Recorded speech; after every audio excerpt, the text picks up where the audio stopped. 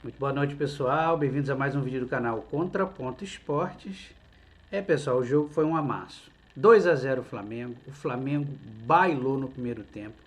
Parecia jogo de um time só. Parecia treino. Titular contra a reserva. O Flamengo fez o que quis no primeiro tempo. Foi constrangedor para o time do Vasco. Foi humilhante. O Vasco não conseguiu finalizar, não conseguiu chutar a gol no primeiro tempo. E o Flamengo fez o que quis. No segundo tempo, na volta do intervalo, o Vasco melhorou, deve ter tomado uma bronca danada do seu treinador, Fábio Carilli, e o Vasco voltou diferente. O Vasco voltou em cima do Flamengo e conseguiu equilibrar o jogo e chegou até a colocar uma bola na trave. Nosso treinador, Felipe Luiz, aos 65, quando ele viu o crescimento do Vasco, ele fez modificações importantes. Fechou uma linha de 3 zagueiros, tirou Varela, colocou Léo Ortiz, colocou Alan, que é um jogador de muita posse de bola, e o Flamengo conseguiu retomar o meio de campo com Alan no lugar de Everton Araújo. Depois Luiz Araújo entrou no lugar de Arrascaeta, que já havia cansado, e Michael sentiu um problema na coxa, na posterior da coxa, e entrou em seu lugar Everton Cebolinha, que fez o segundo gol. Um belo gol, diga-se de passagem. Destaque para o gol de Bruno Henrique de pênalti, num pênalti sofrido por Gonçalo Plata. E o destaque também para um show de Wesley. O moleque tá jogando demais. Como diz o nosso treinador Felipe Luiz, no meio do ano, após o Mundial, ele vai escolher aonde ele quer jogar na Europa. Belo jogo do Flamengo, mais uma vitória do Felipe Luiz. Líder do Campeonato Carioca, e agora que vem a segunda fase, né? As semifinais, e o Flamengo já entra com a vantagem. Agora vamos para a entrevista do nosso treinador, Felipe Luiz. Foi uma ótica, pelo que deu para entender da maioria do primeiro tempo, que o Flamengo poderia ter meio que resolvido a parada, e dentro do equilíbrio do segundo tempo, o time soube segurar também o momento de pressão do adversário. Eu queria saber se você concorda com isso e explicasse a sua visão do jogo. Mais uma vez, parabéns pela vitória. Obrigado. Foi um grande jogo, Foi um jogo com uma vitória com nota artística, como diria o treinador que eu tive. Os jogadores estão com um nível de confiança altíssimo, estão muito bem. O time está muito bem.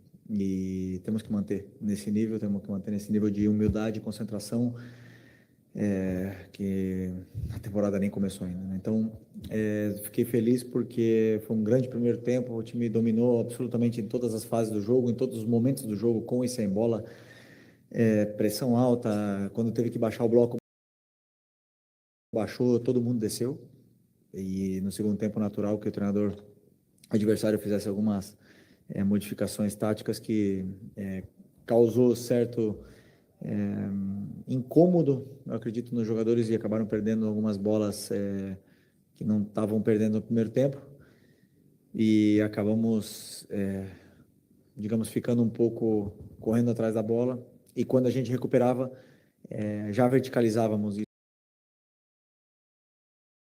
Isso aí fez com que perdêssemos o controle do jogo no primeiro tempo, mas depois das trocas,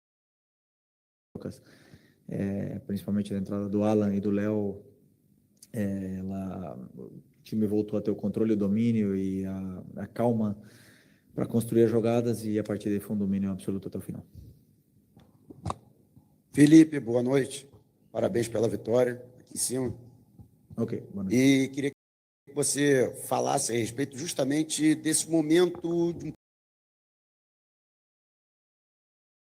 pouco de desequilíbrio no segundo tempo e até das ações propostas pelo técnico do outro lado, Fábio Carilli, e das alternativas que você buscou para tentar mudar aquele quadro em que o Vasco chegou em determinado momento a pressionar o Flamengo, colocou uma bola no travessão, né, para manter a vantagem e até ampliá-la já nos minutos finais. Quando você vai para o intervalo, sendo que quase não tinha nada para falar para os jogadores, não tinha detalhes mínimos para corrigir, detalhes finos mesmo. Então, assim, sabendo que o treinador adversário vai mudar, que vai fazer alguma mudança, que vai, ou até mesmo, ou tática, ou alguma troca de algum jogador, mas eu não sei o que ele vai fazer. Então, eu não consigo avisar para os jogadores o que vai acontecer, eles têm que entrar no segundo tempo e até a gente entender o que está acontecendo, resolver. Mas a bola na trave veio de um erro nosso, de uma perca da bola. Então, são algumas coisas que não podem acontecer, né? São naturais do jogo, né? Ninguém domina os 90 minutos, é impensável fazer isso. Mas como eu falei, o time em 90 minutos dominou praticamente 70. Então, é natural que nós estamos num clássico e o adversário também joga. E tem grandes jogadores, tem um jogador Coutinho e Vegetti são jogadores de altíssimo nível e obviamente que o Vasco ia ter o domínio e o controle em algum momento do jogo e tiveram, mas o time conseguiu superar essas adversidades e outra vez acabar sem tomar gol, que é importante. Felipe, Raíza Simplício da Gol Brasil e da revista Placar. No final do jogo, a gente teve ali um princípio de confusão ali em cima do Wesley, né? Ele estava com a bola, foi dar um passe, virou a cara e os jogadores do Vasco se sentiram desrespeitados. No final, ele inclusive deu uma entrevista e falou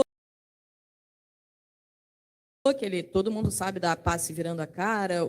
Ele citou o Coutinho, o Coutinho tem vários passes virando a cara e ficou bravo, né? Ele destacou isso. Eu queria saber qual é a tua opinião, por que tem acontecido isso? Os times estão, de repente, jogando bonito, como você falou, com nota artística, e o adversário, às vezes, se infla, se sente desrespeitado pelo fato do adversário estar jogando bonito.